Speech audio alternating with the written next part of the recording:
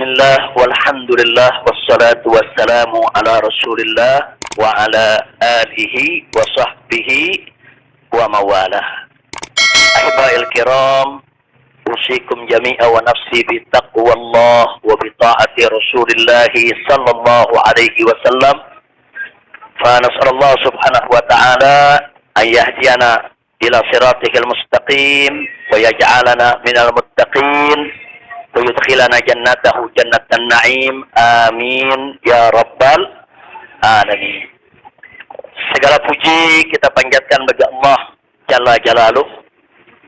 Saya bersyukur sekali pada Allah, sangat berbahagia pada hari ini akhirnya saya sekeluarga bisa kembali pulang ke rumah. Alhamdulillahirabbil alamin. Dan saya juga mengucapkan terima kasih secara khusus kepada pengurus Dewan Pimpinan Luar Negeri Front Pembela Islam Saudi Arabia. Beberapa pengurusnya ikut dengan saya pada hari ini. Mereka ikut mengawal dari Mekah, Jeddah sampai ke tempat ini. Di antara yang ikut ada Ustadz Abdul Hakim selaku sekretaris dari FPI Saudi. Kemudian ada juga Ustadz Son Haji, Ustadz Jazuli, Ustadz Ihsan. Kemudian juga ada Habib Abdullah Maulad Dawilah. Ditambah lagi Habib Abu Bakar Mugebel. Jumlah semua kami berangkat dari sana ada 18 orang. Alhamdulillah semua dimudahkan. Kita doakan mereka-mereka yang telah dengan setia menemani kita, membantu kita sehingga semua urusan menjadi lancar. Jazakumullahu khairal jaza. Nah, baiklah ya ikhwan, yang pertama ingin saya sampaikan di sini, saya sekeluarga selama tinggal di kota suci Makkah tidak ada kesulitan apapun. Jadi kita tidak ada kesulitan, kita tidak ada kesusahan, walaupun ada pihak lain yang mencoba untuk membuat saya sulit, membuat saya susah, tapi alhamdulillah tidak pernah berhasil. Wa yamkuruna wa yamkurullah wallahu khairul makirin. Jadi kalau saya malu sekali kalau saya harus katakan, oh di Mekah ini susah, kita diasingkan, kita dijauhkan. Enggak. Di Mekah nikmat, baladan aminan mubarakat. Kita mendapatkan kenikmatan di Mekah luar biasa. Di sini saya banyak kawan, sampai di Mekah saya dapat kawan juga tidak kalah banyaknya. Di sini kita punya jamaah, sampai di Mekah juga kita punya jamaah. Di sini kita punya pengajian, sampai di Mekah juga kita buka pengajian. Di sini kita punya gerakan dakwah, ternyata di Mekah juga kita buka gerakan dakwah. Jadi artinya nggak ada yang kurang. Bahkan sekali lagi kita katakan di Mekah ini tentu punya kelebihan yang luar biasa untuk ibadah 100.000 kali lipat ganjarannya. Sebetulnya kalau ingat 100.000 kali lipat kayaknya nggak mau pulang ya. 100.000 kali lipat begitu sampai Tamburan satu lagi nilainya. Nah, di Petamburan nilainya 1, kalau di Mekah nilainya 100.000. Laulal wajibat dakwiyah, kalau tidak ada kewajiban dakwah di negeri ini, saya tidak akan tinggalkan Mekah. Kita cinta Mekah, Mekah luar biasa, satu negeri yang memang penuh keberkahan. Baladan aminan mubarakat. Jadi sekali lagi, selama kita di Mekah, alhamdulillah, kalaupun ada sedikit tantangan-tantangan, sedikit kesulitan-kesulitan, tapi semua itu bisa atasi dengan mudah ya ikhwan. Nah baiklah. Kemudian yang perlu saya sampaikan juga ya ikhwan, di tempat ini kenapa muncul aneka ragam isyaat, itu isu-isu, gosip, rumor dan lain sebagainya. Katanya saya mau ditangkap lah, mau dideportasi lah, kemudian juga overstay lah dan seterusnya. Jadi yang ingin saya sampaikan di sini, ya saya memang overstay pada awalnya. Jadi sebulan sebelum visa saya habis, saya waktu itu mendapat pencekalan, tidak boleh pulang. Nah, tapi pencekalan tersebut bukan karena melanggar aturan, bukan. Bukan karena melanggar ketentuan keimigrasian, bukan. Jadi kalau ada mengatakan karena ada pelanggaran, ada pidana bohong. Saudara, itu hoax, bahkan itu fitnah.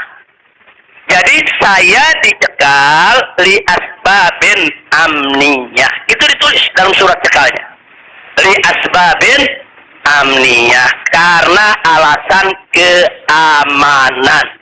Nah, biasanya kalau alasannya melanggar di situ ditulis mukhalafatun nizam atau at-takhalluf anin nizam. Nah, itu namanya melanggar aturan. Nggak ada. Di dokumen saya tidak ada kalimat at-takhalluf anin nizam atau mukhalafatun qanun. Nggak ada. Yang ada adalah li asbabin amniyah, untuk alasan keamanan. Nah, tentunya saya tidak diam. Saya terus melakukan lobby dengan pemerintah Saudi, dengan otoritas Saudi. Ini asbabun amniyah yang bagaimana maksudnya. Kemudian kenapa saya tidak bisa keluar dan seterusnya. Ini terjadi pembicaraan yang cukup panjang ya, kawan. Tapi memang mereka sendiri mengaku. Jadi saya ini di sana diperiksa oleh Badan Intelijen Saudi, saya diperiksa oleh Dewan Keamanan Saudi, saudara. Nah, belakangan, saudara, kenapa saya diperiksa? Mereka mendapatkan laporan sampah dari negeri ini ya. Jadi mereka bilang ini subhalah. Nahnu nahsul alal maklumat kadzibah. Kita mendapat informasi yang bohong. Bahkan mereka bilang subhalah itu sampah ya, kawan.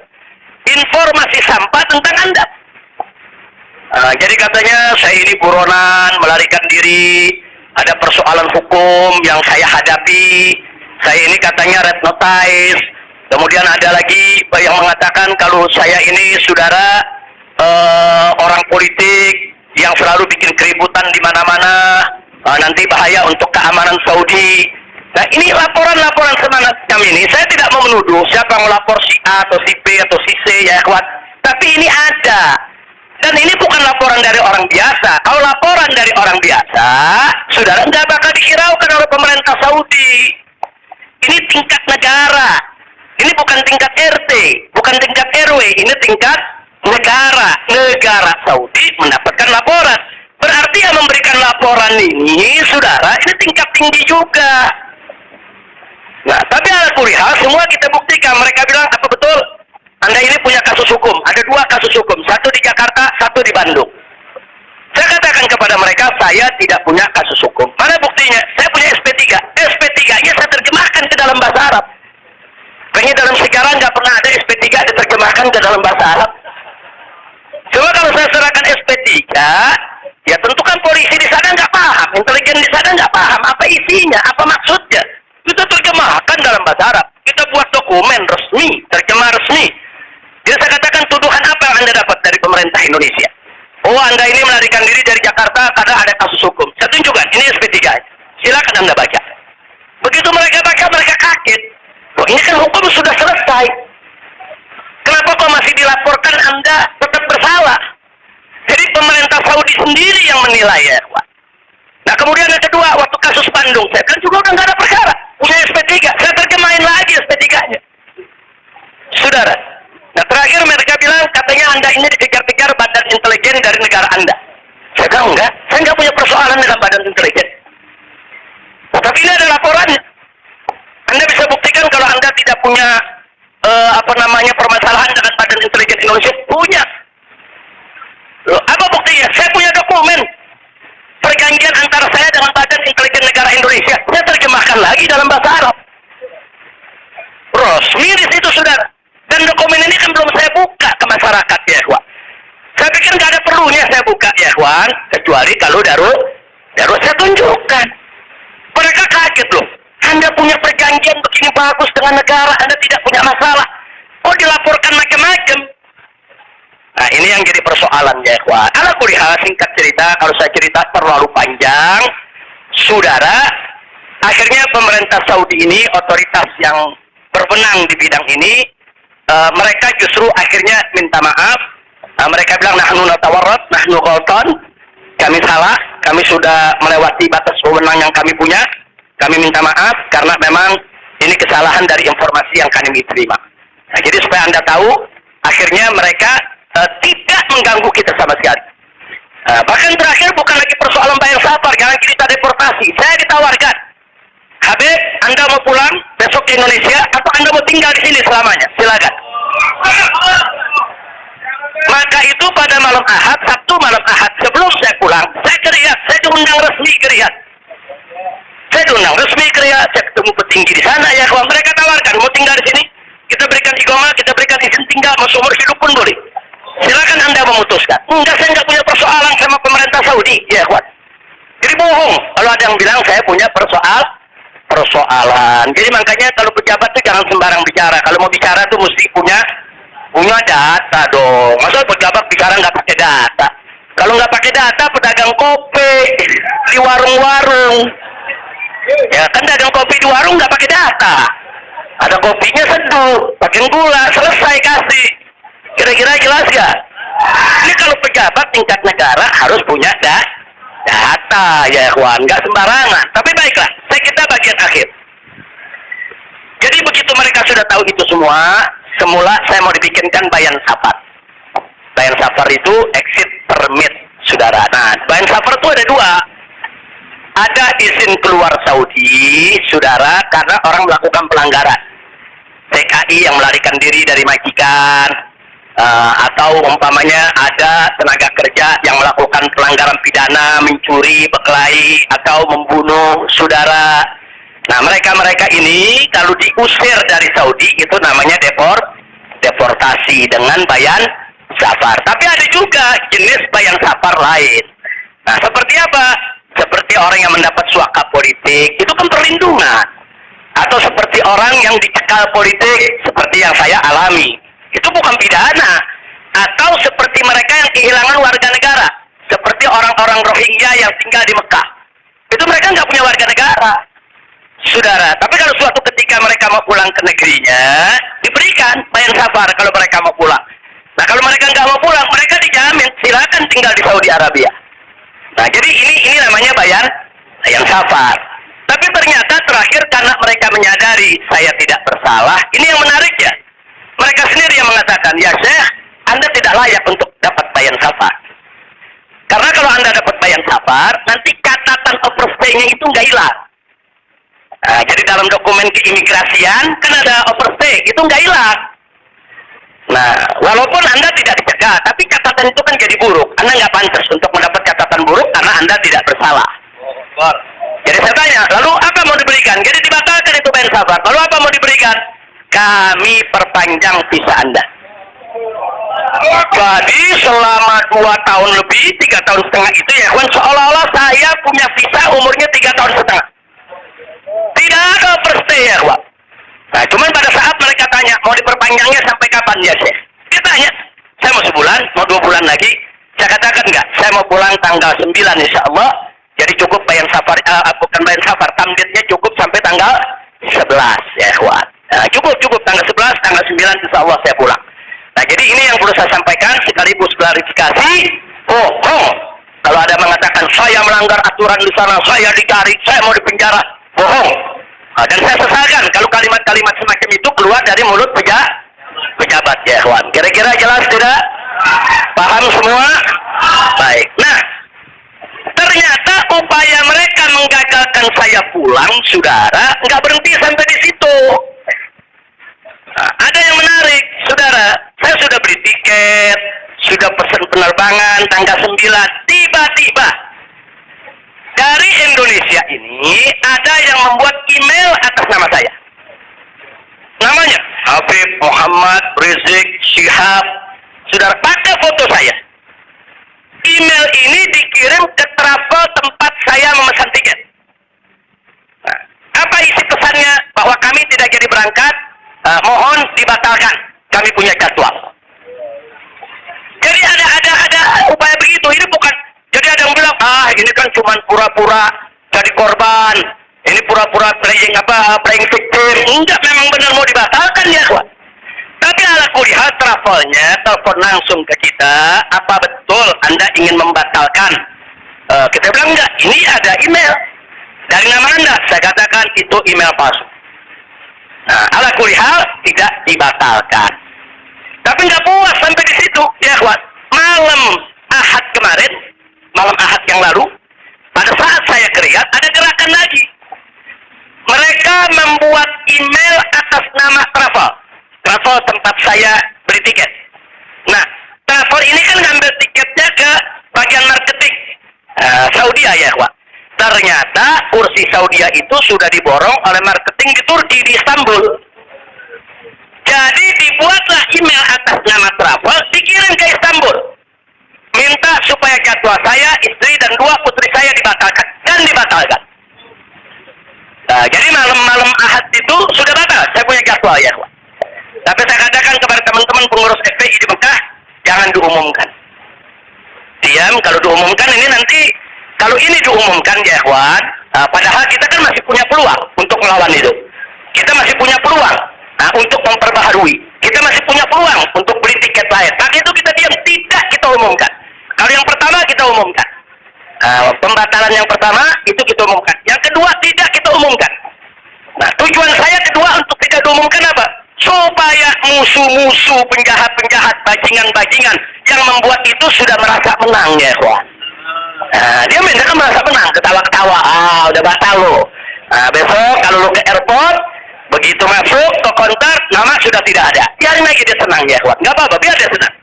Jadi sengaja kita biarkan. Nah, kemudian kita hubungi travel yang ada, kita minta untuk ganti kode booking. Nah, ada tambahan biaya, kita tambah biaya. Tetap kita minta tanggal itu untuk kita dapat kursi. Dan kita dapat. Kita diam ya, kawan. Kita nggak umumkan kalau kita punya tiket baru. Nah, ini kita tidak umumkan. Lancar semua. Tapi ternyata jebol juga informasi ke mereka kalau saya punya tiket baru ya, kawan. Lalu apa yang terjadi? Pesawat berangkat jam 7. Dari jam 11 siang saya sudah kirim orang untuk check-in. Jam 2 kita sudah full semua, kita sudah dapat check-in. Barang sudah masuk. Tiba-tiba jam 4 sore di airport dapat panggilan, saya punya putri yang satu tiketnya batal. Ini permainan gila-gilaan ini ya, kawan. Nah, kita tanya, kita konfirmasi ini bagaimana bisa batal ini? Ya alasannya katanya ada ATM palsu lah, ada orang mengaku bahwa ATM-nya dipakai lah, duitnya dicuri lah, dan lain sebagainya. Tapi tujuan dia, kalau saya punya putri itu batal, saya nggak bisa berangkat. Kenapa? Karena saya kafilnya. Nah, peraturan di Saudi nggak boleh kafil keluar. Saya ini kafilnya kalau anaknya tidak keluar. Kalau anak istri keluar, saya tidak keluar masih boleh. Tapi kalau saya keluar, sementara anak istri tidak keluar, nggak boleh. Itu peraturan di Saudi. Jadi sekarang dia batalkan satu, supaya saya nggak ikut berangkat ya, kawan. Nah, jadi ini terjadi. Nah, jam 4 sore itu kita berkutat. Tapi alhamdulillah, saudara, otoritas Saudi bantu kita. Mereka juga terkaget-kaget. Oh, ini ada apa ini? Kok pembatalan bisa begini? Mereka nggak pernah alami ini semua ya, kawan. Nah, akhirnya jam 5 sore semua bisa teratasi. Jam 6 sore kita sudah masuk ke ruang tunggu, dan jam 7 kita sudah bisa berangkat. Alhamdulillah. Nah, di sini yang saya ingin sampaikan ya, kawan. Kalau Allah sudah menentukan kita pulang, mau kekuatan apapun yang mencoba untuk menghalangi tidak akan pernah mampu untuk melawan kehendak Allah. Alhamdulillah. Dan Nabi sudah mengingatkan kita, saudara. Sudah mengingatkan kita dari jauh-jauh hari, hatta manusia dan jin ini bersatu untuk memberikan manfaat kepada engkau, tidak akan pernah bisa kecuali manfaat yang sudah ditetapkan oleh Allah. Begitu juga, saudara. Manusia dan jin rame-rame bersatu untuk mencelakakanmu, saudara. Tidak akan pernah kamu bisa celaka kecuali sesuatu yang sudah ditetapkan oleh Allah. Maka itu saya mengajak semua di sini belajar dari ini semua. Saudara, dekatkan diri kepada Allah, tingkatkan tawakal kita, jangan takut dengan orang-orang yang ingin berbuat jahat kepada kita semua. Nggak usah khawatir. Wa yamkuruna wa yamkurullah wallahu khairul. Makin tancapkan dalam diri kita la haula wala quwwata illa billahil aliyil azim. Tancapkan itu ya, kawan. Jangan pernah takut. Nah, buktinya akhirnya kita bisa pulang. Alhamdulillah. Hada min fadli rabbi liyabluwani ashkur am akfur ya, kawan. Dan memang kemarin itu pada saat saya ke imigrasi Saudi, mereka juga bingung. Karena ini bukan urusan imigrasi, tapi ini otoritas keamanan nasional Saudi. Mereka bilang nggak pernah ada orang pakai visa ziarah orang asing bisa hidup 3,5 tahun di Saudi tanpa denda, tanpa blacklist. Nah, ini semua karunia dari Allah. Dari Allah. Jadi tidak benar kalau kita di sana kesulitan, kesusahan. Enggak. Kita di sana senang, kita di sana bahagia, bahkan sedih sekali kita tinggalkan Mekah kalau tidak ada kewajiban dakwah di sini. Sekali lagi saya katakan, saya tidak ingin meninggalkan Mekah. Di Mekah semua Allah ganti, lebih indah yang Allah ganti ya kawan. Saya di sana rezeki mengalir terus, makan, minum semua serba berkecukupan, dikit Allah tidak kurangi. Bahkan apa yang kita dapatkan di sana jauh lebih nikmat, lebih berkah ketimbang sebelum saya ke kota suci Makkah. Jadi sekali lagi, alhamdulillah, kalau kita berjuang di jalan Allah, percayalah Allah tidak akan pernah meninggalkan kita. Enggak, Allah nggak bakal tinggalin kita ya kawan. Dimanapun kita berada, Allah nggak bakal tinggalkan kita. Kalau kita berjuang untuk Allah, intan surullah dan surkum. Jika kamu ya ayyuhalladzina amanu, hai orang-orang yang beriman, intan surullah, jika kamu memenangkan Allah, membela Allah, berjuang untuk Allah, yang surkum, niscaya pasti Allah akan memenangkan kamu sekalian. Jadi jangan takut. Allah dengan caranya Allah punya kemauan ya kawan. Allah akan selamatkan kita, Allah akan lindungi kita, Allah akan beri keberkahan kepada kita. Dan selama di Mekah, alhamdulillah, saya juga sudah menyelesaikan yaitu disertasi doktor saya sebanyak 1000 halaman ya kawan, dalam bahasa Arab. Alhamdulillah semua berkah. Dan saya punya putri juga yang tinggal di Mekah, akhirnya punya kesempatan menghafal Al-Quran. Akhirnya mereka sudah lebih dari 10 juz hafal Al-Quran. Ini semua yang di sini kita nggak dapat, di Mekah kita dapat. Alhamdulillah, setiap tahun kita bisa melaksanakan ibadah haji, setiap minggu kita bisa melaksanakan ibadah umroh, kita bisa itikaf di masjid bebas. Saya bisa ke Madinah, ke Jeddah, ke Taif, ziarah kemana-mana tempat, tidak pernah dilarang oleh otoritas Saudi. Jadi sekali lagi saya tandaskan, kalau ada mengatakan di sana saya nih kriminal, melanggar hukum, berurusan dengan hukum Saudi, bohong. Nah, begitu sekali lagi, lewat forum ini saya ingin sampaikan terima kasih kepada pemerintah Saudi. Saya sampaikan terima kasih kepada pemerintah Saudi dan apresiasi yang tinggi, di mana selama keberadaan saya 3,5 tahun di sana, mereka telah memperlakukan saya secara baik. Kemudian mereka telah memberikan segala kemudahan.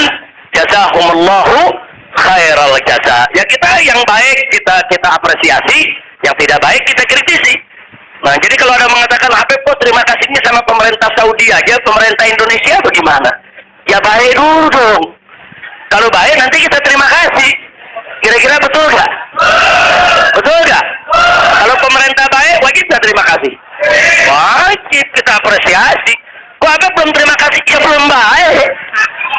Tunggu baik dulu. Kalau baik kita terima kasih. Kayak kemarin Pak Mahfud mengumumkan yang mau jemput silakan. Nah, baik kan dong? Kita terima kasih. Terima kasih Pak Mahfud. Umat akhirnya diizinkan untuk menjemput. Alhamdulillah. Tapi pada saat Pak Mahfud bilang Habib Nasution deportasi kriminal, itu baik apa? Enggak terima kasih. Jadi kita objektif aja. Yang baik kita terima kasih, yang nggak baik kita luruskan. Insya Allah. Nah, ini yang saya mau sampaikan semua. Jadi tenang-tenang saja, biarkan nanti beri kesempatan saya supaya istirahat dulu. Ya kawan, insya Allah nanti kita dakwah lagi, kita keliling lagi, bikin pengajian lagi. Mudah-mudahan Allah Subhanahu Wa Taala memudahkan segala urusan kita. Jadi di sini saya mau tandaskan sebelum saya akhiri, sekali lagi kita yang ada di sini, habaib ulama, sekali lagi kita bukan musuh pemerintah, kita bukan musuh negara, kita bukan musuh tentara. Kita bukan musuh polisi, kita musuh kezaliman, kita musuh kecurangan, kita musuh kemunafikan, kita musuh segala kejahatan. Betul? Betul? Tidak ada kompromi saudara. Melawan kezaliman, kemunafikan, kejahatan, tidak ada kompromi. Kalau ada mengatakan Habib Rizik, bisakah ke depan ini kita melakukan rekonsiliasi? Saya katakan sekali lagi, rekonsiliasi hanya bisa berdiri atas dasar niat dan tekad yang baik ya kawan. Tapi kalau rekonsiliasi berdiri atas dasar kecurangan, kezaliman, kejahatan, saudara, tidak mungkin. Tidak ada rekonsiliasi, saudara. Tidak ada rekonsiliasi, saudara, kalau kezaliman dibiarkan. Kira-kira jelas tidak? Takbir. Jadi selama pemerintah baik, kita akan apresiasi, kita akan terima kasih. Tapi kalau mereka membuat aturan-aturan yang merugikan rakyat, yang merusak agama agama, saudara, yang menghancurkan akhlak, wajib untuk kita lawan. Tidak boleh kita diam ya, kuat. Takbir, takbir. Siap revolusi akhlak. Sallu ala Nabi. Itu yang saya mau sampaikan. Jadi sekali lagi, jadi jangan nanti dipelintir-pelintir gitu, musuh negara lah, musuh pemerintah lah, musuh menteri. Enggak ada. Loh, kita enggak bersaing untuk nyari jabatan kok ya, kuat. Enggak, kita enggak nyari jabatan, kita bukan orang partai, kita bukan pejabat, kita bukan anggota DPR. Enggak, kita hanya menginginkan negara ini baik. Nah, ayo kita hijrah minat dzulumati ilan nur. Kita hijrah minal maksiyah ila ta'ah. Kita hijrah minal khabith ila thayyib. Kita hijrah dong minal sayyiat ila hasanat. Kita hijrah ya, kuat. Nah, yang ada di sini pun juga wajib melakukan revolusi akhlak. Bagaimana revolusi akhlak? Kalau akhlak kita kemarin kurang baik, ayo kita perbaiki ke depan. Kalau akhlak kita kemarin alhamdulillah sudah baik, ayo kita tingkatkan lagi agar akhlak kita lebih baik. Insya Allah. Ini dengar kata revolusi, wah, udah kabut lagi ya. Revolusi. Revolusi itu perubahan drastis. Revolusi itu maknanya perubahan drastis dan mendasar. Nah, jadi kalau perubahan drastis itu kemarin masih tukang bohong, hari ini langsung drastis, dia nggak mau bohong lagi. Nah, itu namanya revolusi. Tapi kalau kemarin tukang bohong, sekarang yang ngebohongnya dikurangin dikit-dikit, itu bukan revolusi. Nah, kalau ngebohongnya dikurangin dikit-dikit bukan revolusi. Itu langsung. Kemarin nggak sholat, saudara, mulai hari ini sholat dan seterusnya, itu namanya revolusi. Nah, kemarin suka ngebohong, nah, tahu-tahu sekarang tidak mau ngebohong lagi, itu revolusi. Kira-kira jelas gak? Jadi revolusi itu perubahan drastis dan mendasar. Jadi jangan pikir revolusi itu pakai senjata, bunuhan, potong-potongan. Siapa yang bilang begitu ya, kawan? Nah, lalu kenapa dipilih kata revolusi akhlak? Kenapa bukan revolusi moral, revolusi budi pekerti, revolusi mental? Saudara, karena kata akhlak itulah yang dipakai oleh Nabi kita Muhammad Sallallahu Alaihi Wasallam. Nggak ada kata yang lebih baik kita pilih kecuali kata yang digunakan oleh Nabi Muhammad Sallallahu Alaihi Wasallam. Kalau kita mau tahu siapa itu bapak revolusi akhlak di dunia, ya Nabi kita. Nabi kita itu pejuang revolusi akhlak. Nabi kita itu pahlawan revolusi akhlak. Nabi kita itu saudara yang meletakkan dasar-dasar revolusi akhlak. Sebagaimana Nabi sabdakan dalam hadisnya, "Innama bu'itsu liutammima makarimal akhlak." Nah, jadi karena Nabi yang menggunakan kata akhlak, ya kita lebih suka pakai istilah akhlak. Kenapa nggak pakai mental? Karena kata mental dipakai sama Karl Marx. Karl Marx yang pakai gembongnya komunis, makanya saya nggak mau pakai ya, kuat. Kecuali kalau Nabi pakai kata mental, ya saya pakai mental. Kalau Nabi pakai kata budi pekerti, saya pakai budi pekerti. Nabi pakai kata apa? Akhlak. Berarti kita perlu pakai kata apa? Siapa suri tauladan kita? Siapa contoh kita? Sallu ala Nabi. Muhammad sallallahu alaihi wasallam. Kira-kira jelas gak? Paham semua? Alhamdulillah. Saya pikir itu yang bisa saya sampaikan. Terima kasih banyak. Jangan semua diborong di sini. Nah, kan kita masih mau ceramah di mana-mana. Insya Bandung udah main pesona ya, di Bandung nih. Nah, insya Allah nanti kita ke Bandung, kita ke Madura, kita ke Lombok, kita ke Aceh, kita ke Pontianak. Kita akan keliling semua untuk terus melanjutkan dakwah. Ustaz Maher, Medan, sallu ala Nabi. Alhamdulillah ada Ustaz Maher di belakang. Ustaz Maher mestinya duduk di depan, Ustaz. Tal. Lampung, insya Allah. Palembang, insya Allah. Nah, ini Habib Hamid bilang jangan jauh-jauh dulu, Pondok Rangon, Jakarta. Al-Jiran Ahad katanya. Oke, insya Allah kita lihat, mudah-mudahan saya sehat walafiat. Dan tadi saya minta maaf, ada sempat kecapean kita. Akhirnya saya turun, saya nggak bisa lagi berdiri. Sempat tidur 10 menit itu di bawah, nggak kuat karena dehidrasi. Itu terlalu haus, terlalu capek ya kuat. Tapi alhamdulillah setelah 10-15 menit kita bisa berdiri lagi. Alhamdulillah. Nah, itu saja yang bisa saya sampaikan. Jazakumullah khairan jazaa.